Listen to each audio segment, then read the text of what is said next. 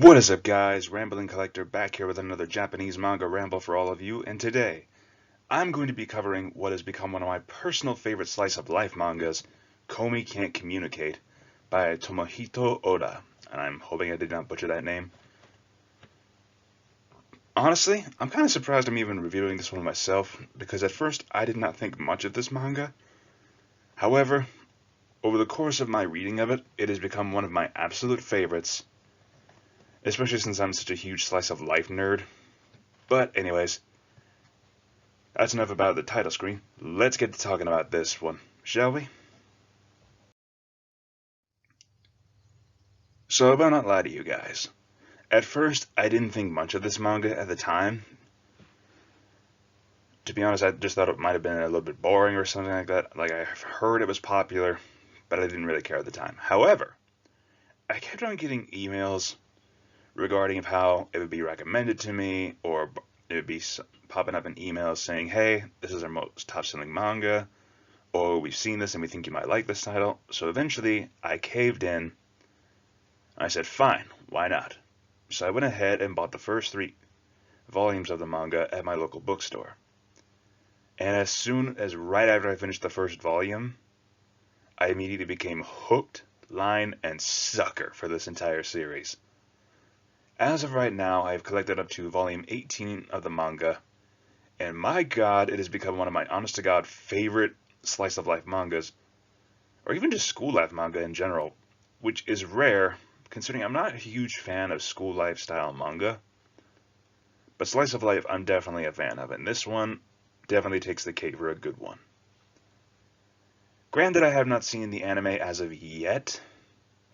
I might at some point, but the manga so far has been my go-to for this series, and I honestly am surprised at how quickly it grew on me. So essentially the story of this one is that there's a young girl named Komi who is a first year in high school along with Tadano, the 2 main characters here. Now Tadano has this whole idea of essentially wanting to be essentially the normal guy, the one who just passes through high school harmlessly, no harm, no foul. However, that all changes when he meets the most popular girl here, Komi, who at first seems like she's the strong, silent type who doesn't really give a crap, and is actually the most popular pretty girl in the school, with literally everyone in the classroom that Tadano goes into pretty much worshipping her like she's a freaking goddess. However, it is actually revealed that Komi herself functions from a communication disorder. Like, she has such high social anxiety that she literally cannot speak to people, and she's constantly feeling like everyone's looking at her and judging her based on either her looks or the fact that she just can't talk. And her main goal is wanting to make 100 friends. And to be honest with you guys, the whole social anxiety thing I feel is such a relatable topic. Because seriously, how many people have grown up in high school feeling like they just can't talk to people, or it feels stressful as all hell trying to talk to people? Like, for me, even now, though my social skills have improved, I still find myself struggling with talking about certain subjects at times. Like, I feel nervous trying to do so.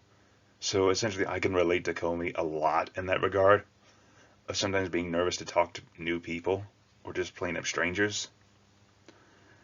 And at the same time, honestly, the fact that Tadano is the one who figures this out, just this semi-normal guy, is able to pick up on the fact that she has such communication disorder, like she pretty much cannot talk to people, was actually a bit of a surprise. I will not lie to you. At the same time, I love how they end up, in like the first volume, they end up having this whole conversation via chalkboard, where essentially Komi finally expresses the stress and anxiety that she deals with, of trying to talk to people but not knowing how to do so. Meanwhile, it shows her expressing her goal of making 100 friends, and Tadano goes along with this. He actually agrees to help her out, seeing that she is essentially suffering from this. And honestly, throughout this whole manga, it was just wholesome as hell to read, and I've absolutely grown to love a lot of the characters here. Just because some of them seem like they'd be pretty fun to hang out with, I'm not even gonna lie. And the big thing is that there are so many characters throughout this manga, and yet at the same time, it allows you to connect with all of them, or at least some of them, to a certain degree. Not to mention, I do like the budding romance that is currently going on between Komi and Tadano.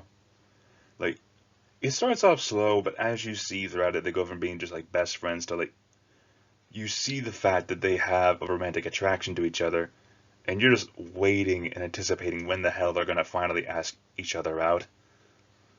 And I'm not lying to you guys, when that scene comes up, I'm probably gonna be smiling and laughing like a freaking maniac.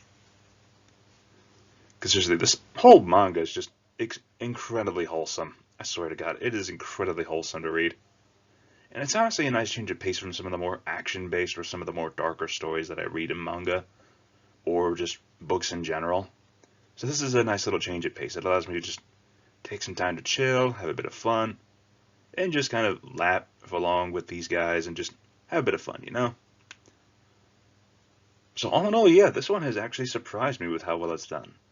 But speaking of characters, I want to go ahead and talk about some of my personal favorites here, shall we?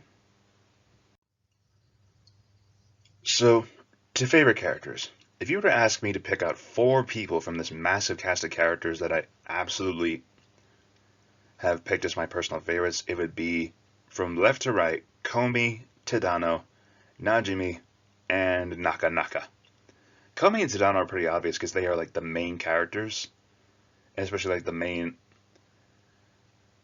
how do I put this? The main couple in here. You can definitely tell that they're borderline almost close to asking each other out, and honestly, it's just freaking wholesome to watch these two in action. The fact that they grow together is just wholesome as hell. Komi especially, because of the fact that the social anxiety thing is such a freaking relatable topic. Not to mention her expressions are freaking adorable, okay? Like, she is built to be adorable. Like, the big old freaking eyes expression, and not to mention, like, when she gets excited, she like, sprouts cat ears, and it's freaking wholesome as hell. Tadano is just fun to read because the dude can somehow make friends with everybody. Meanwhile, he's essentially just trying to survive through high school whilst helping Komi achieve her goal of 100 friends, and you can definitely tell that he is crushing on her. And it's freaking wholesome as hell. As for Najimi, she is essentially they is essentially like the third wheel of the gang, but honestly, Najimi is just freaking Najimi. An absolute wild card who will do whatever it takes to either get some money or do whatever with their friends. And notice how I say they, because apparently Najimi is supposed to be like the trap character. How it's indeterminable whether they are a boy or a girl, but honestly, just the way I look at it is just Najimi is Najimi, as it is stated. But honestly, I freaking love the kind of crazy stunts that these 3 will get up to sometimes. Especially Najimi will be just absolutely insane.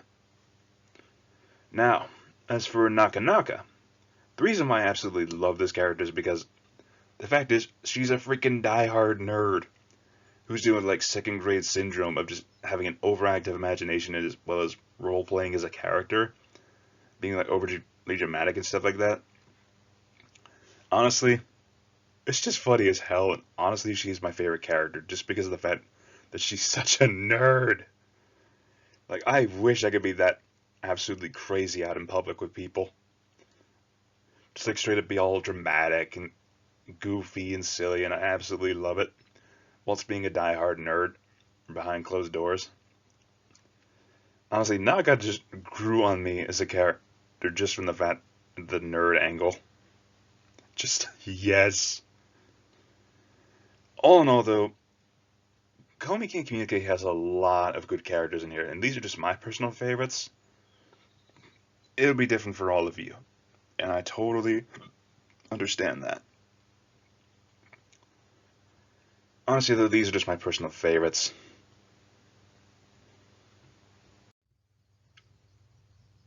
However, there is one character in particular that I find myself loathing in this manga. To the point that I wonder why the hell are they even here, and why the hell they haven't been phased out of the manga as of yet. Like, I understand some people might like this character, but me, no. I absolutely detest this character. And for those of you wondering who the hell I'm talking about, well, you're about to see for yourself. This freaking yandere right here, Yamai, is my absolute least favorite character. Like, I full on detest her in this manga. And in the series as a whole, just I detest her severely. Like, I get it. She's supposed to be the yandere class character, the yandere type, who's just obsessed with the character that she's interested in, that being Komi. Essentially, she's like the die-hard Komi fangirl who is just absolutely obsessed to an uncomfortable degree. And quite frankly, she needs to go. I absolutely despise her for some of the actions that she takes in this manga. Like, for one, she is so damn thirsty for Komi that at one point she's trying to, as you saw up in Volume 9, she's trying to take freaking pictures of Komi's skirt in a freaking baseball or practice batting cage. And I'm like, what the fuck? Not to mention, literally, in her introductory part in the manga, she locks up Tadano in her closet out of jealousy, and then invites Komi over to her house with Tadano still locked up in the closet. And at that point, when Komi finds out, I'm wondering to myself, why the hell have you not put a freaking restraining order on this character? Like, seriously, that's just, no. No. No. Like, if you see somebody locking up your first friend in their closet whilst inviting you over to their house, now, I'd put a fucking restraining order on that person. No. Like, seriously, some of the actions that Yamai takes in here is just so... Seriously, she makes Yuno Gasai, the murder-happy yandere of Future Diary, look sane by comparison. And I know that's probably saying a lot considering Yuno is a freaking mass killer, but just... God! At least the story makes sense with freaking Yuno essentially being a murder-happy yandere just because of the fact of the series that they're in. Yamai? No. She's like the Mineta of Komi Can't Communicate. Okay, and just like, ugh, she frustrates me to no end. I'm sorry for you guys who are having to hear this, but honestly, I just had to rant about this character who I absolutely detest for her actions in the manga. Like, I understand that's part of the character trope, but just no. Even I have limits, guys. I'm sorry. Anyways, rant's over. Let's just get to the score, shall we? Anyways, so my personal score for the manga as a whole is a solid 10 out of 10 for fun characters, except for Yamai. As well as just a fun story altogether. It's like one of those more chill mangas that you like to read just because it's a very wholesome slice of life and school life type manga. Honestly, I would recommend this to anyone who's up for a good slice of life manga if you haven't checked it out already. And if you want something similar with a good high school romance, I would actually recommend either the series of Toradora for the good high school romance type story, and if you just want a fun slice of life, I would actually recommend Nichijou. At least that's as far as I know. But, all in all, Komi Can't Communicate surprised me with how good of a manga it was, as well as the one that I'm absolutely addicted to when it comes to slice of life series in general. Anyways, you guys, for those of you who have stuck around to the end of this video, thank you so much for tuning in to another one of my crazy ramblings. And if any of you are also fans of this manga, please let me know in the comment section down below. I'd love to hear your all's thoughts. And if you have any other manga rambles you would like for me to do, also let me know in the comment section down below. Anyways, thank you all again for listening. This is Rambling Collector, signing off. Have an awesome day.